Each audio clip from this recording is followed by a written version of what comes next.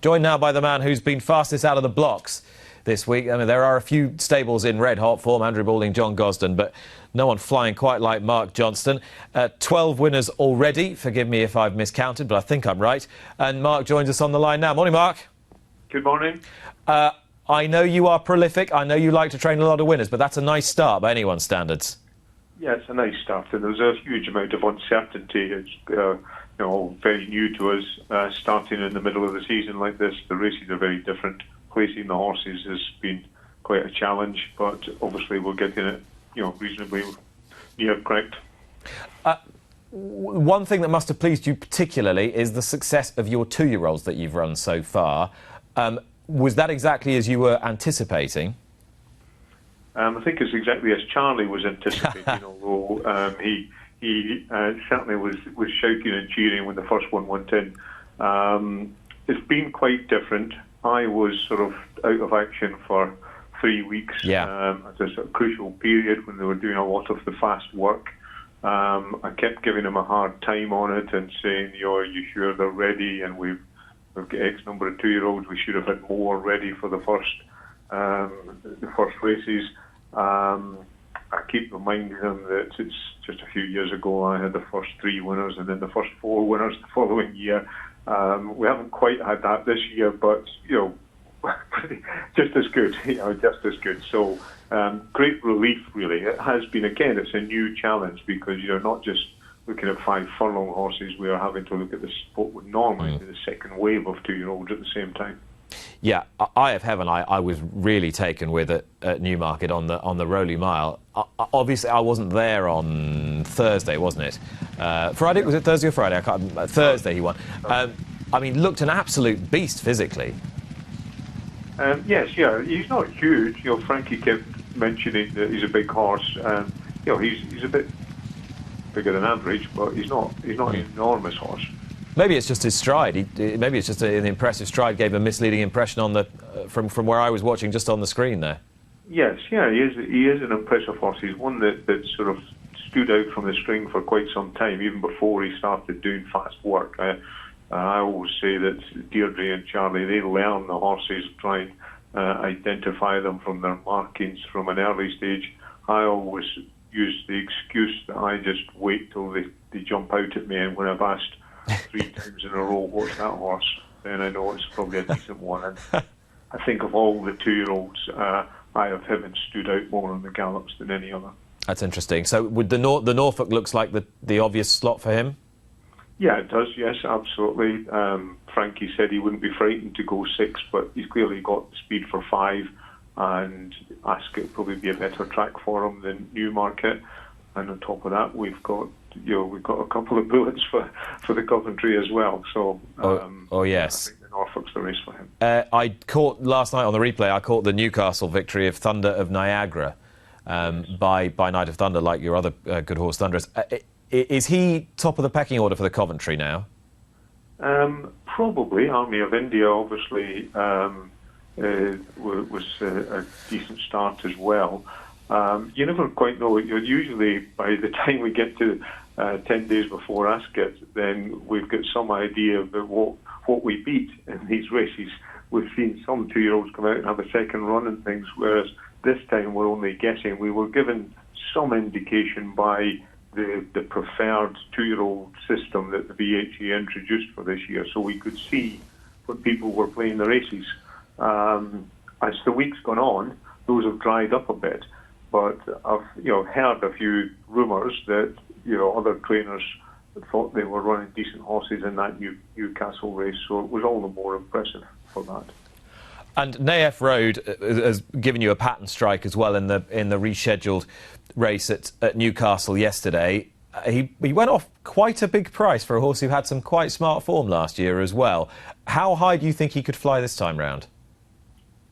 He can fly very high, of course. And I think we're all probably guilty. We thought Mildenberger was maybe a first string in the race in some ways, but just a reminder to me, dating way back to the days of Double Trigger and so on, you can't beat St Leger form. The St Leger might be less than fashionable classic these days, but it's absolutely the best form for these staying horses, and third in the St Leger is just what you're looking for a cup horse for the next year, and he showed it yesterday. So is it dead straightforward in a way to place him now? It's just all the cup races if he's fit and ready to go. Yeah, he will Gold Cup for sure. Yes. Yeah.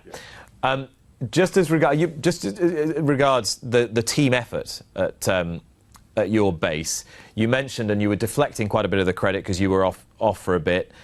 Are you and Charlie tempted to do the dual licence like the Crisfords and the Coles? Yes, we will be looking at doing that. Yeah, Charlie hasn't passed his modules, and he hasn't got NVQ3. He has got a veterinary degree, and he did have a jockey's licence, but that doesn't count. So he's got a few hurdles to jump before he's even allowed to apply for a licence. So it won't be happening imminently. So when you get us time to send him back to school, you can get the joint licence out. Yes, yeah, I think that's the case. So the ball's very much in his court. He's doing, he has been for a couple of years been doing an increasing amount of the work. He plans the gallops, and he's, I think everybody's seen that he's been well to the fore. He's been doing a lot of it, taking an awful lot of the pressure off me. And luckily, as we've seen the last couple of seasons, the results certainly haven't been affected. If they have, it's been positively. It's, I think, more than 15 years now, isn't it, since Attraction won the Guineas, and she's a neat link to two important runners today, as the dam of El Arcam, and you're bidding to follow in her footsteps with Raffle Prize. Do you think Raffle Prize will stay okay? I think if we look back to Attraction's year, we had exactly the same question. Attraction had never gone beyond 6 furlongs, and people had a lot of doubts. Having said that, Attraction was unbeaten 2-year-old, maybe bred a little bit more to stay than Raffle Prizes, but it was a very similar dilemma back then. I'm nearly as confident that Raffle Prize will stay, but we haven't had the same preparation. Raffle Prize had a couple of racecourse guys. Attraction had a couple of racecourse gallops. Raffle Prize hasn't had that. So I'm not quite so confident as I was with Attraction, but I think we've got to go out there. We've also obviously got a new jockey on her. Yeah. I've got to try and impress upon him that I'm a huge believer that tactics doesn't make them stay. They either stay or they don't. So I don't want him going out there and giving her ground to make up or things like that, because I really don't think that's going to help. So she'll either stay or she won't. If she stays, she should be thereabouts. And am I right in thinking you're going to Haydock today? No, I'm going to Newmarket. You're going to Newmarket. El Arcam could well be the big older horse flag bearer this year again. How straight is he for the Brigadier Gerard? We very much hope that he is our flag bearer for this year. Obviously ran a fantastic race last year in the Juddmonte. We want to get that Group 1, lose of Group 1 for him this year. I think he's straight. He's been working brilliantly through the winter. He was ready very early on. Everything was good. He did one flattish gallop 3 weeks ago, thereabouts. It was a bit of a messy gallop with dark vision, and the dark vision probably was going too quick. So it was a bit of a messy gallop, and it's the only time we've had any doubts about El Arcam's work during the winter. Sure. He's otherwise been working brilliantly, but I think on that day Joe Fanning didn't want to put any guns to his head. That wasn't what it was supposed to be about. So barring that, we've had a completely uninterrupted preparation, and there's no reason whatsoever why he shouldn't be in top form. And Mark, just finally before you go, I know you've got to be done at 11 o'clock. How have you rated the performance of British racing in the last 6 or 7 days?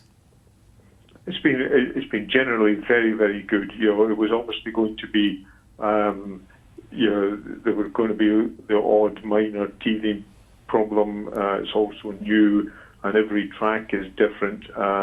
But as I've don't want to sort of hark back on what's been said weeks and weeks ago, but we're an industry and a sport that very, very much lends ourselves to social distancing. If we can't keep 100 people apart on a racecourse that's built for 40 or 50,000, it's a sad day, and we're out in the fresh air and things, and so I think it's been absolutely minimal risk.